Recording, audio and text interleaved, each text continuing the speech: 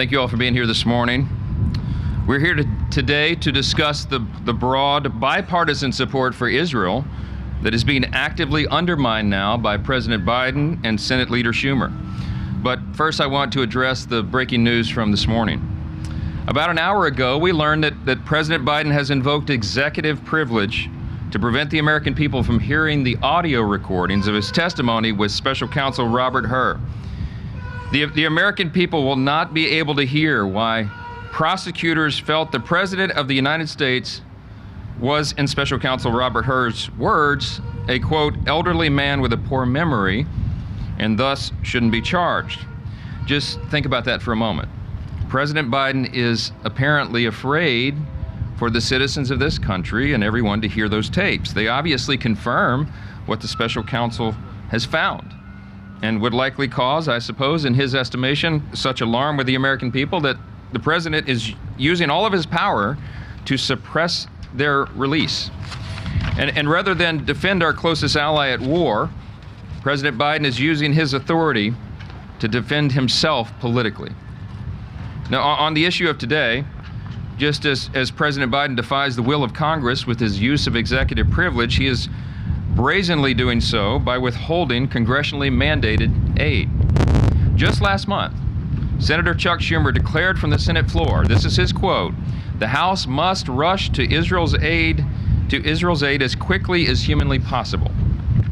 Well, today, Senator Schumer has done an about-face. He's reversed course. Yet again, it is President Biden and Senator Schumer himself who are standing in the way of getting Israel the resources it desperately needs to defend itself. The House has tried multiple times to deliver this much-needed aid to Israel, and each and every time now, Biden and Schumer have opposed it. And now, just weeks after Congress passed the National Security Supplemental, which included $26 billion for Israel, the Biden administration is defying the will of Congress and withholding weapons shipments to Israel. We want the president to hear this loud and clear. He said just not long ago that we had to have ironclad support for Israel. Well, that's what he previously proclaimed, but his actions are doing exactly the opposite. This is a catastrophic decision with global implications. It is obviously being done as a political calculation, and we cannot let this stand. The House will be voting on legislation to compel the delivery of defense weapons to Israel as they fight to protect themselves from radical terrorists and defend their very existence as a nation.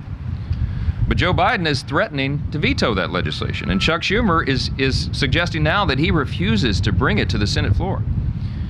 On October 7th, Hamas, the radical terrorists, which are proxies for Iran, lit a fire in Israel, a proverbial fire that is still burning. And Biden and Schumer are telling Israel that they are only really allowed to put out part of that fire.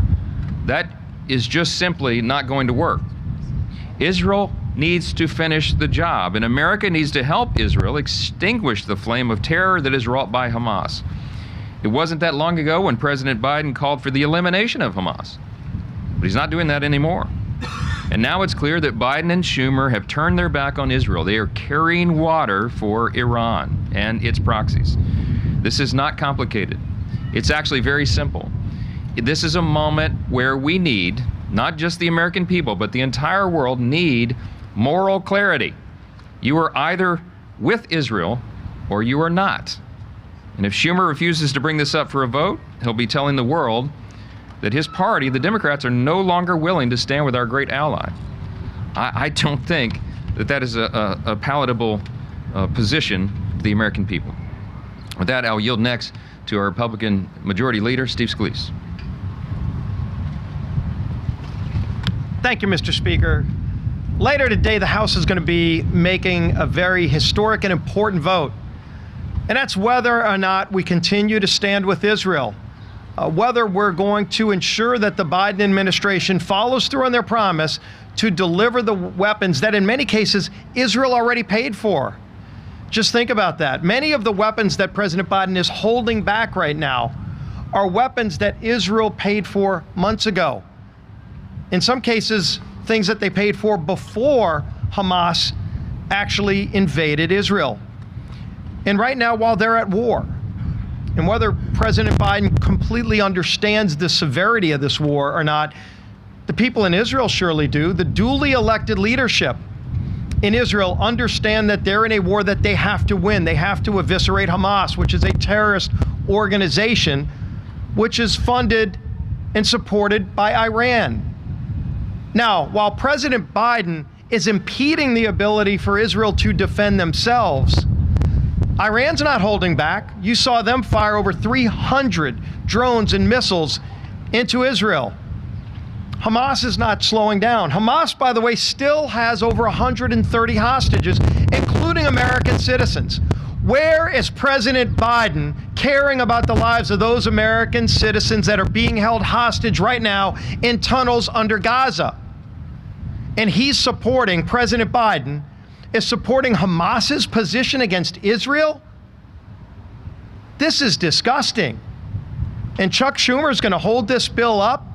I think the public pressure, when this bill passes with a bipartisan vote today through the House, the public pressure will grow so large that Chuck Schumer will have to take this bill up. And if this bill does pass the Senate, like some other bills that President Biden threatened to veto, that he ultimately signed, because the public finally had enough. This is one of those cases. Because this is a time for choosing, as the Speaker said. And the choice is very clear. Right now, there is a war going on between Israel and Hamas. And if you're not supporting Israel, you're supporting Hamas, a terrorist organization. And so when President Biden said he wants to hold back on those arms sales, he is holding back on Israel's ability to go and fight a war against Hamas. The only other person that really wants that is Hamas. Why would President Biden choose that side? Well, today on the House floor, every member of Congress is going to have the opportunity to make that choice.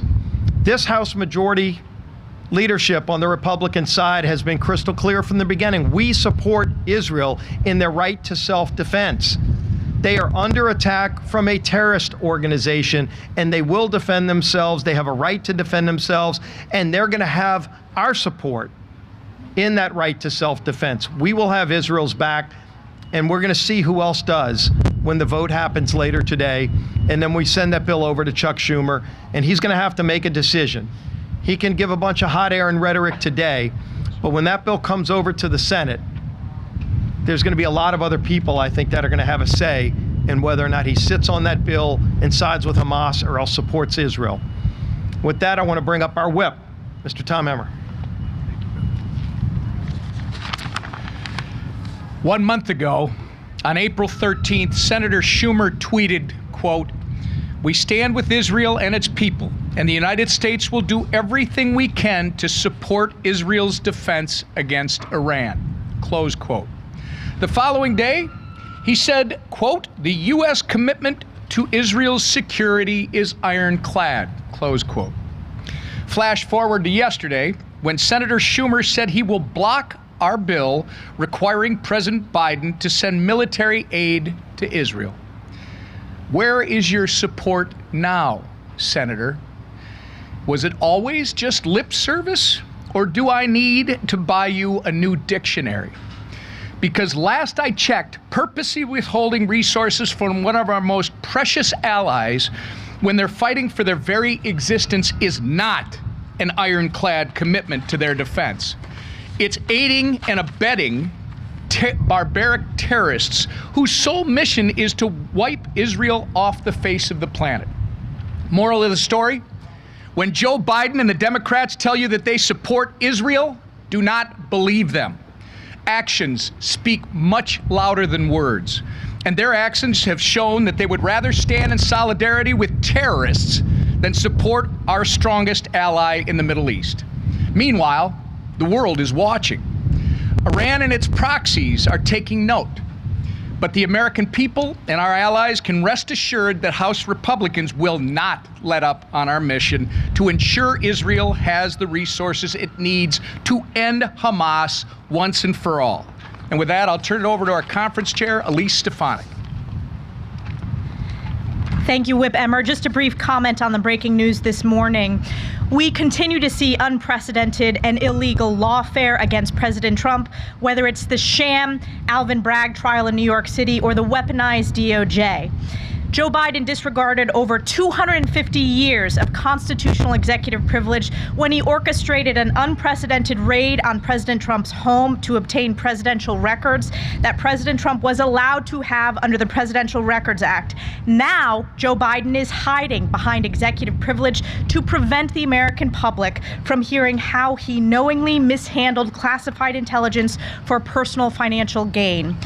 On Israel, the lack of leadership we're seeing from the Democrat Party, led by Joe Biden and Chuck Schumer, is disgraceful. They have turned their backs on supporting our most precious ally, Israel, in a time of existential need, instead choosing to placate the far-left Democrat radicals who are now the anti-Semitic political base of their party. Schumer, time and time again, vehemently blocked our Israel aid package and publicly rebuked Prime Minister Netanyahu, the leader of an ally at war.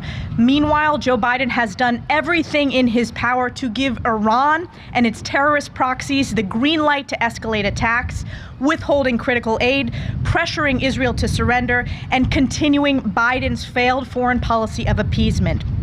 At every opportunity, Joe Biden has failed to support Israel. Under Joe Biden, our adversaries no longer fear us, and our allies cannot rely on us. If Joe Biden wanted to ensure Israel could defend itself, he would, yet he refuses. The American people will judge Joe Biden for this failure, and history will judge Joe Biden for this failure as well. House Republicans will not be deterred.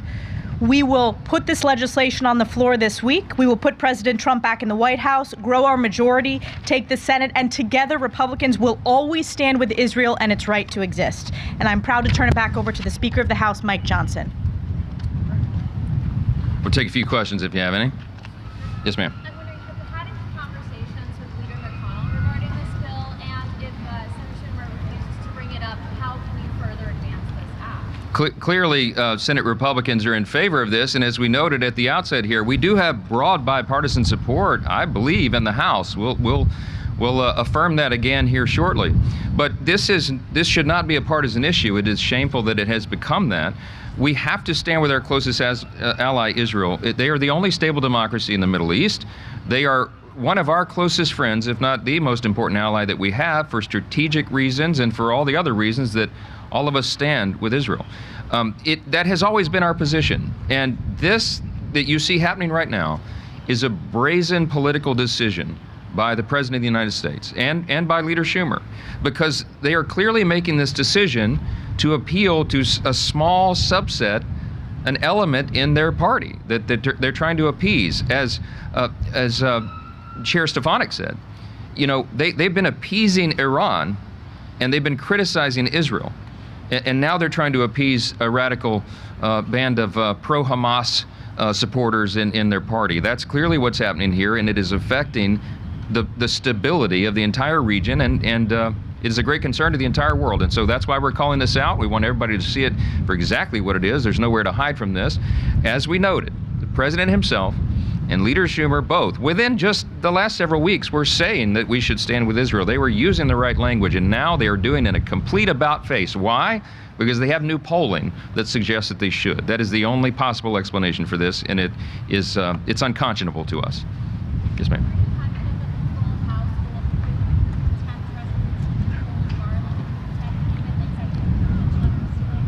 We'll see how that develops, one issue at a time. Yes, over here. Some Democrats have said that this legislation is no longer necessary because President Biden has moved forward with $1 billion more. That's a pittance. That is a window dressing. That is to try to give him political cover. Those are things that were already determined a long time ago. We just passed the aid package just less than 3 weeks ago.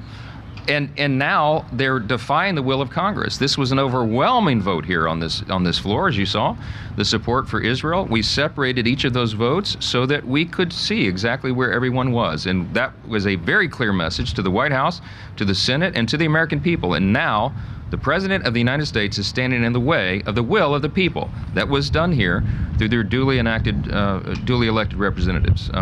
This is something that everybody should be calling out. Yes, ma'am. Last one. You talked about bipartisan support in the House and Republican support in the Senate, but what about this bill will change with Democrats support in the Senate? Well, we're going to find out. One of the reasons that we're calling this out is because we think the American people should be calling their senators over there, the Democrat senators, beginning with Leader Schumer, and letting him know what they feel about this. I think public opinion is on the side of Israel. We certainly know that with the rise of anti-Semitism that we're seeing in the country and the angry mobs on the college campuses and all of this other movement, as I said before, and I'll close with this again, this is a time for the President of the United States to stand out, look directly into the cameras, and call good good and evil evil. We need clarity, we need conviction, we need consistency from the White House, and we're not getting it. And that is why all of these problems continue to be exacerbated. We're calling on the President to take that action. We're calling on Chuck Schumer to put this bill on the floor when we send it over there and let the Senate vote its will. With that, we thank you for being here.